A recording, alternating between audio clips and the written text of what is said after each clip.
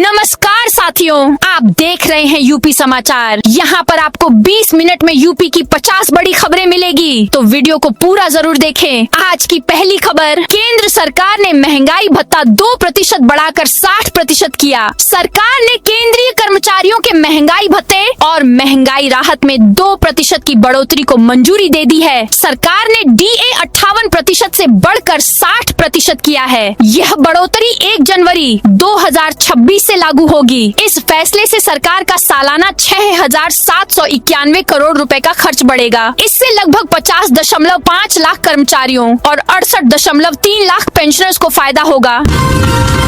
योगी बोले, ममता दीदी सिंहासन खाली करो, बीजेपी आएगी तो बंगाल में लव जिहाद बंद होगा। सीएम योगी ने शनिवार को पश्चिम बंगाल में कहा कि वह ममता दीदी से कहने आए हैं, सिंहासन खाली करो, भाजपा आने वाली है। भाजपा की डबल इंजन सरकार आने पर यहाँ लव जिहाद और लैंड जिहाद बंद होगा। टीएमसी पर आरोप लगाते हुए उन्होंने कहा, उसके नेता घुसपैठियों की पैरोकारी करते हैं। भगवा हटाकर नीला झंडा लगाने पर बड़ा बवाल। वाराणसी के नेहिया गांव में भगवा और नीले झंडे लगाने के विवाद में जमकर बवाल हुआ। शुक्रवार को बवाल ने हिंसक रूप ले लिया। पत्थरबाजी में एसीपी विदुष सक्सेना, इंस्पेक्टर, दरोगा समेत 7 पुलिसकर्मी घायल हो गए। पुलिस ने लाठी पटक कर उपद्रवियों को खदेड़ा। गोसाईपुर चौकी इंचार्ज विपिन पांडे की तहरीर पर 11 नामजद और 50 अज्ञात के खिलाफ FIR दर्ज कराई है। अब आरोपियों की तलाश में पुलिस दबिश दे रही है। शनिवार सुबह भी PAC के साथ 5 थानों की पुलिस फोर्स तैनात है। 1 से 8वीं तक के स्कूलों के खुलने और बंद होने का समय बदला। उत्तर प्रदेश में सूरज की तपिश और गर्मी के बढ़ते प्रकोप ने आम जनजीवन पर असर डालना शुरू कर दिया है। ऐसे में स्कूल जाने वाले छोटे बच्चों को भी काफी दिक्कत हो रही है। बच्चों के स्वास्थ्य को प्राथमिकता देते हुए अब उत्तर प्रदेश के प्रयागराज में 8वीं तक के सभी स्कूलों को सुबह 7:30 बजे से मध्याह्न 12 बजे तक ही संचालित करने का आदेश जारी कर दिया गया है। वहीं वाराणसी में DM के आदेश से सुबह 7:30 बजे से 1 बजे तक का समय निर्धारित किया गया है। यूपी में चकबंदी करवाने वाले किसानों को बड़ी राहत। फार्मर रजिस्ट्री की अनिवार्यता खत्म। गेहूं की सरकारी खरीद में फार्मर रजिस्ट्री अनिवार्य कर दी गई है। नए नियम के तहत चकबंदी प्रक्रिया से गुजर रहे गांवों के किसानों की दिक्कतें बढ़ गई थीं, जिन्हें अब बड़ी राहत मिली है। यहाँ के किसान अब बिना फार्मर रजिस्ट्री के पुरानी प्रक्रिया के तहत अपनी उपज सरकारी क्रय केंद्रों पर बेच सकेंगे, जिससे उन्हें दिक्कतों का सामना नहीं करना पड़ेगा।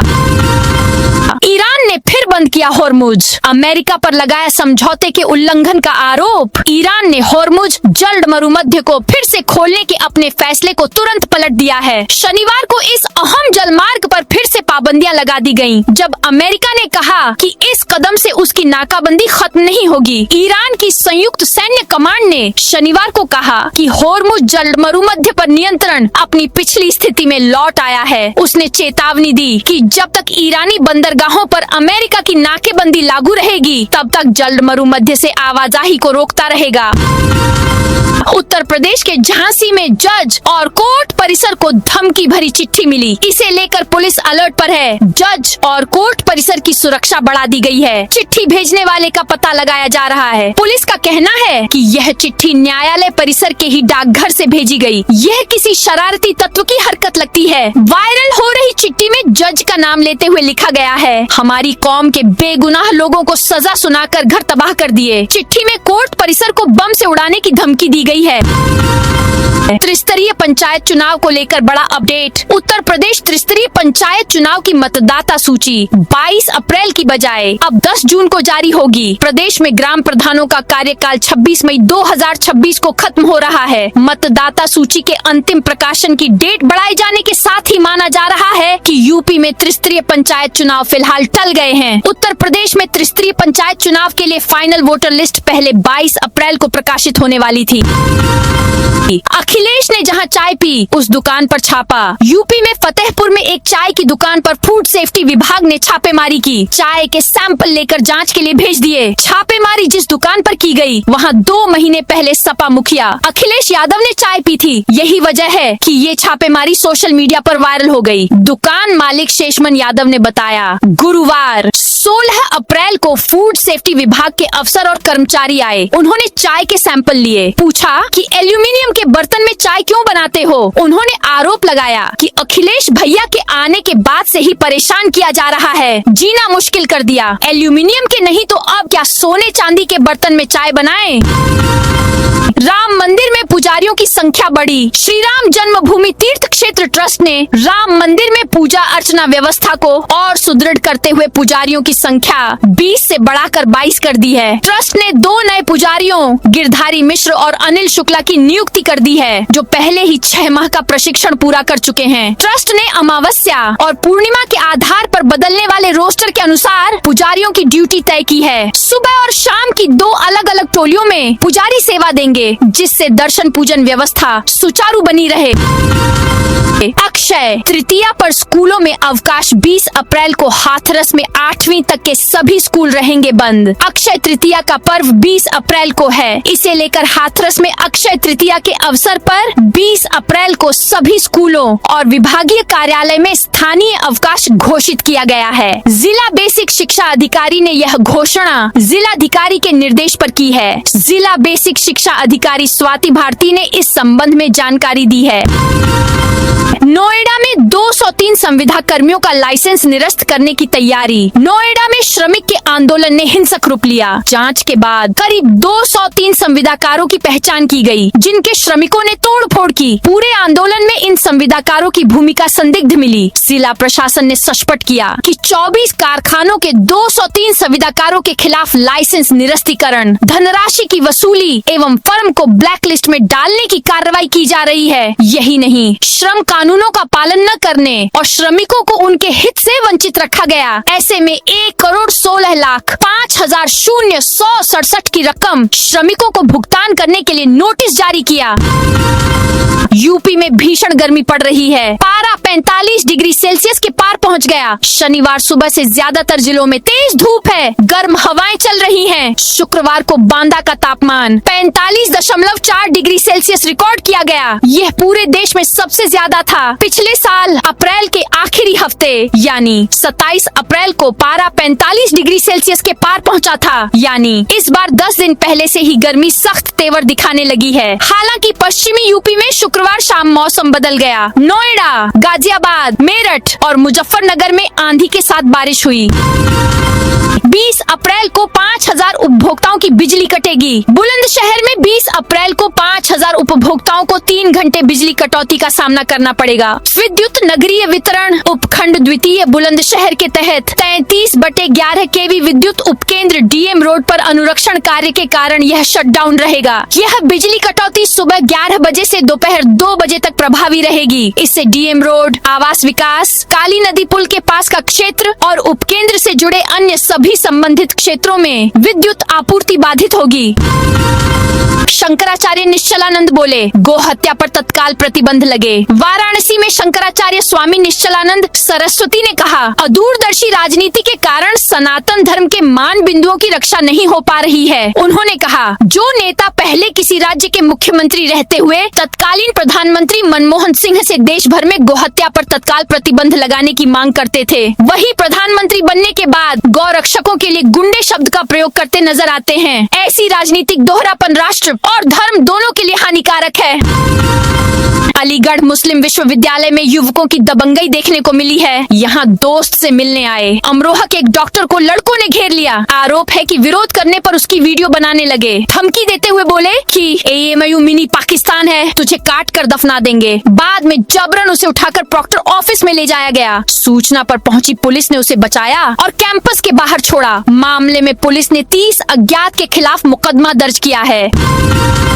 मोदी सरकार ने केंद्रीय कर्मचारियों को दिया तोहफा। केंद्र सरकार ने सभी सरकारी कर्मचारियों के लिए महंगाई भत्ता 2% बढ़ा दिया है। ये 1 जनवरी से लागू होगा। बढ़ती महंगाई के इस दौर में यह बढ़ोतरी कुछ राहत लेकर आई है। इस संशोधन के साथ कर्मचारियों और पेंशन भोगियों दोनों के ही मासिक भुगतान में वृद्धि होगी। यह वृद्धि भले ही मामूली हो, लेकिन इससे उनकी कुल आय में इजाफा होगा और बढ़ती कीमतों से निपटने में मदद मिलेगी। 66 गांवों की जमीन पर बसेगा नया हाथरस। यमुना एक्सप्रेसवे के किनारे 4000 हेक्टेयर भूमि पर हाथरस अर्बन सेंटर यानी नया हाथरस विकसित करने की तैयारियां शुरू हो गई हैं। नए हाथरस शहर में स्थानीय उत्पादों को भी नई पहचान मिलेगी। इसके लिए कंपनी का चयन कर लिया गया है। कंपनी 9 महीने में मास्टर प्लान तैयार करेगी।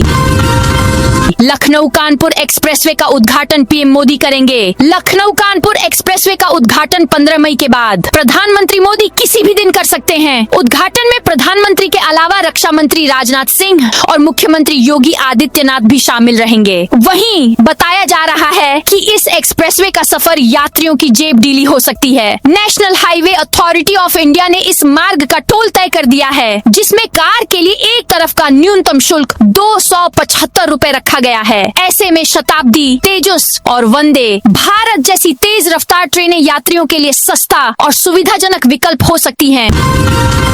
नोटिस के साथ घरों के नक्शे भी देगा आवास विकास। उत्तर प्रदेश के मेरठ के सेंट्रल मार्केट मामले में सुप्रीम कोर्ट के आदेश का अनुपालन कराने के लिए आवास और विकास परिषद पूरी तैयारी के साथ मैदान में उतरेगा। व्यापारियों को दिए जाने वाले नोटिसों के साथ इस बार उनके घरों के नक्शे, मानचित्र की कॉपी भी दी जाएगी, ताकि उन्हें पता लग सके कि उनके घर का वास्तविक नक्शा कैसा था और अब उन्होंने सेटबैक में अवैध निर्माण करके कैसा बना लिया है। नोटिसों के साथ सुप्रीम कोर्ट के आदेश की कॉपी भी दी जाएगी।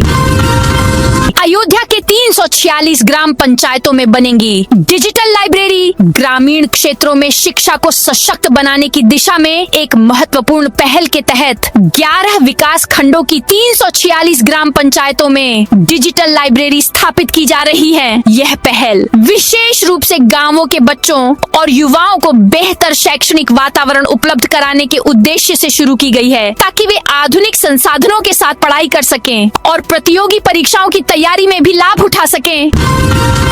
नया नोएडा बनने से किसानों से लेकर मजदूरों तक की होगी मौज। नोएडा के 50 साल पूरे होने के अब नए नोएडा को बसाने की तैयारी शुरू हो गई है। प्राधिकरण के अधिकारियों का कहना है कि 1 महीने में जमीन अधिग्रहण की प्रक्रिया शुरू कर दी जाएगी। जमीन अधिग्रहण के लिए मुआवजा दर पहले ही तय हो चुकी है। नए नोएडा में श्रमिकों के लिए भी आवास बनाए जाएंगे।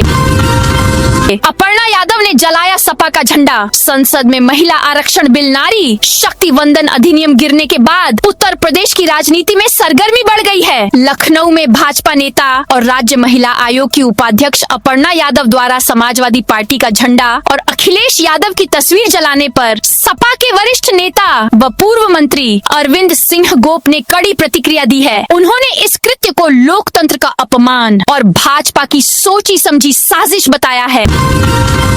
यूपी की इस नगर पालिका में शामिल होंगे 18 नए गांव। यूपी के सुल्तानपुर में शहर से सटे 1.5 दर्जन ग्राम पंचायत के वासियों के लिए अच्छी खबर है। नगर पालिका क्षेत्र के सीमा विस्तार योजना को शासन ने हरी झंडी दे दी है। शासन से हरी झंडी मिलने के बाद पालिका ने दायरा बढ़ाने की कवायद शुरू कर दी है। यह योजना पूरी होने के बाद शहर के अंदर 40 से अधिक वार्ड तक बढ़ने की संभावना है। यह नगर पालिका के बजाय सिटी बोर्ड श्रेणी 1 की नगर पालिका कहलाएगी। आसपास के गांवों को शहरी सुविधाएं मुहैया होंगी। नगर पालिका का राजस्व 1.5 गुना से अधिक बढ़ जाएगा।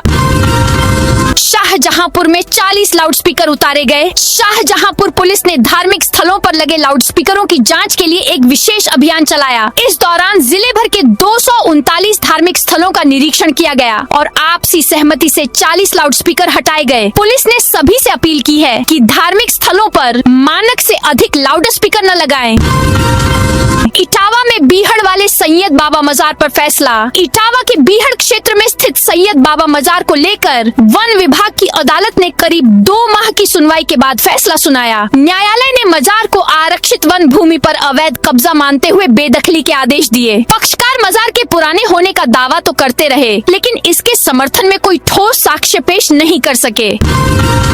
दिल्ली पुलिस ने 3 राज्यों से 4 आतंकी दबोचे। एक खुफिया जानकारी पर आधारित ऑपरेशन में दिल्ली पुलिस ने महाराष्ट्र, ओडिशा और बिहार से 4 आतंकियों को गिरफ्तार किया गया है। इन युवाओं का मानना था कि खुरासान से काली झंडियों वाली एक लश्कर सेना का उदय होगा जो भारतीय उपमहाद्वीप और उससे आगे खिलाफत इस्लामिक स्टेट की स्थापना करेगी। वे खुद को इस लश्कर में शामिल होने और गजवाए हिंद में भाग लेने के लिए तैयार कर रहे थे। वे अन्य युवाओं को भी कट्टरपंथी बनाने में लगे हुए थे। एक आरोपी के पास आईडी बनाने का सामान भी बरामद किया गया है।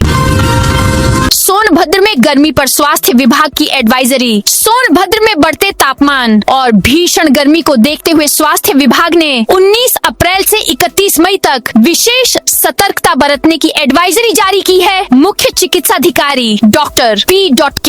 राय ने यह जानकारी दी। जारी सूचना में बताया गया है कि आने वाले दिनों में तापमान 47 से 50 डिग्री सेल्सियस तक पहुंच सकता है। ऐसे में सुबह 10 बजे से दोपहर 3 बजे तक खुले स्थानों पर निकलना स्वास्थ्य के लिए बेहद खतरनाक साबित हो सकता है। विभाग ने नागरिकों से इस अवधि में अनावश्यक रूप से घर से बाहर न निकलने की अपील की है। मथुरा वृंदावन नगर निगम ने चलाया चेकिंग अभियान, अवैध होर्डिंग को हटवाया। मथुरा वृंदावन नगर निगम ने प्रतिबंधित सिंगल यूज प्लास्टिक, अवैध होर्डिंग और अतिक्रमण के खिलाफ सघन अभियान चलाया। नगर आयुक्त जगह प्रवेश के निर्देश पर हुई इस कार्रवाई में एक ट्रैक्टर ट्रॉली भरकर अवैध होर्डिंग जब्त किए गए। लगभग 10 किलोग्राम प्रतिबंधित पॉलीथीन पकड़ी गई और मौके पर 14,500 का जुर्माना वसूला गया। अकबरपुर स्टेशन पर यात्रियों को मिलेगी मुफ्त वाईफाई सुविधा। अंबेडकर नगर के अकबरपुर रेलवे स्टेशन पर यात्रियों को जल्द ही मुफ्त वाईफाई की सुविधा मिलेगी। यह सेवा जून तक शुरू होने की उम्मीद है, जिससे यात्रियों को हाईटेक सुविधाएं उपलब्ध होंगी। वाईफाई की रेंज 100 मीटर तक होगी। इसका मुख्य पैनल स्टेशन के पैनल रूम में स्थापित किया जाएगा। दूरसंचार विभाग द्वारा स्टेशन पर यह सुविधा लगाई जाएगी। यूपी में पेट्रोल, डीजल और एलपीजी की कालाबाजारी पर बड़ा प्रहार। प्रदेश में पेट्रोल, डीजल और एलपीजी की कालाबाजारी पर लगातार अभियान चल रहा है। 12 मार्च से अब तक 29,607 छापे डालकर 220 से अधिक एफआईआर दर्ज की गई। 22 लोगों को गिरफ्तार किया गया है। खाद्य रसद विभाग के अनुसार प्रदेश में पेट्रोल और डीजल की आपूर्ति पूरी तरह सामान्य है। राज्य के 12,888 पेट्रोल पंपों के जरिए लगातार ईंधन उपलब्ध कराया जा रहा है। वर्तमान में प्रदेश में करीब 82,000 किलोलीटर पेट्रोल और 1.05 लाख किलोलीटर डीजल का पर्याप्त स्टॉक मौजूद है। कालानमक चावल से सिद्धार्थनगर के युवाओं को मिलेगा रोजगार। सिद्धार्थनगर में कालानमक चावल को उद्योग, रोजगार और आर्थिक विकास से जोड़ने के लिए एक बड़ा कदम उठाया गया है। एक जनपद एक उत्पाद योजना के तहत वर्ष 2026 से 27 के लिए सिद्धार्थनगर को 161 लाख रुपए की वित्तीय सहायता स्वीकृत की गई है। इस पहल से 40 नए उद्यमियों को कालानमक चावल आधारित उद्योग स्थापित करने का अवसर मिलेगा, जिससे जिले के युवाओं के लिए रोजगार और स्वरोजगार के नए रास्ते खुलेंगे। कानपुर से राजस्थान और बिहार के स्पेशल ट्रेन शुरू। गर्मी के मौसम में यात्रियों की बढ़ती भीड़ को देखते हुए रेलवे ने मदार जंक्शन और पटना के बीच विशेष ट्रेन चलाने का फैसला किया है। उत्तर मध्य रेलवे प्रयागराज मंडल के अनुसार मदार जंक्शन पटना मदार जंक्शन विशेष ट्रेन का संचालन किया जाएगा। इससे इस रूट पर सफर करने वाले यात्रियों को बड़ी राहत मिलेगी। कानपुर सेंट्रल स्टेशन पर रेलवे का फर्जी अधिकारी अरेस्ट। कानपुर सेंट्रल स्टेशन पर रेलवे विजिलेंस टीम ने शुक्रवार रात फर्जी रेलवे अधिकारी को पकड़ा। आरोपी संजय कुमार शिवगंगा एक्सप्रेस ट्रेन में सफर कर रहा था। वह खुद को रेलवे का अधिकारी बताकर यात्रा कर रहा था। ट्रेन में कई यात्रियों को उसने हटकाया। इसी बीच किसी ने इसकी शिकायत कर दी। सूचना पर विजिलेंस विभाग की टीम अलर्ट हो गई। अमौसी एयरपोर्ट से ई बस सेवा का विस्तार। लखनऊ में सार्वजनिक परिवहन व्यवस्था को मजबूत करने के लिए ई बस सेवा का विस्तार किया गया है। अब अमौसी एयरपोर्ट से चलने वाली इलेक्ट्रिक बसें निशातगंज तक सीमित नहीं रहेंगी, बल्कि इंजीनियरिंग कॉलेज तक संचालित होंगी। इससे यात्रियों को सीधा और किफायती विकल्प मिलेगा। पहले यह सेवा एयरपोर्ट से निशातगंज तक ही उपलब्ध थी, लेकिन अब इसे बढ़ाकर 4 बाग होते हुए इंजीनियरिंग कॉलेज तक कर दिया गया है। इस बदलाव से खासकर छात्रों और रोजाना आने जाने वाले लोगों को फायदा होगा। अयोध्या एयरपोर्ट पर ATS एंड CISF की मॉक ड्रिल। अयोध्या के महर्षि वाल्मीकि अंतर्राष्ट्रीय हवाई अड्डा पर सुरक्षा व्यवस्था को परखने के लिए मॉक ड्रिल किया गया। यहाँ पर डमी आतंकवादियों को पकड़ने के लिए सीन रिक्रिएट किया गया। CISF को सूचना मिली कि एयरपोर्ट के सिटी साइड इलाके में आतंकवादी घुस आए हैं, जिसके बाद deputy commandant Ravindra Singh quick reaction team के साथ मौके पर पहुंच गए। इलाके को चारों तरफ से घेर ले लिया। फौरन ATS को आतंकवादियों के बारे में सूचना दी। उसके बाद बम स्क्वाड टीम को भी बुला लिया गया। उसके बाद सर्च ऑपरेशन चलाया गया। बंदरों के बढ़ते आतंक पर हाईकोर्ट ने दिए सख्त आदेश। मानव वन्य जीव संघर्ष की निगरानी के लिए जिलाधिकारी की अध्यक्षता में समिति गठित की जाएगी। इसमें वन विभाग, पुलिस, पशुपालन और स्थानीय निकायों के अधिकारी शामिल होंगे। सभी वन अधिकारियों को निर्देश दिए गए हैं कि वे समय समय पर प्रगति रिपोर्ट जिलाधिकारी और उच्च अधिकारियों को उपलब्ध कराएं। इलाहाबाद उच्च न्यायालय के निर्देशों के अनुपालन में तैयार अंतरिम कार्य योजना के तहत अब अत्यधिक प्रभावित क्षेत्रों में सीमित अवधि के लिए बंदरों को मारने की अनुमति भी दी जा सकेगी। इस संबंध में प्रधान मुख्य वन संरक्षक सुनील चौधरी ने सभी संबंधित अधिकारियों को निर्देश जारी किए हैं।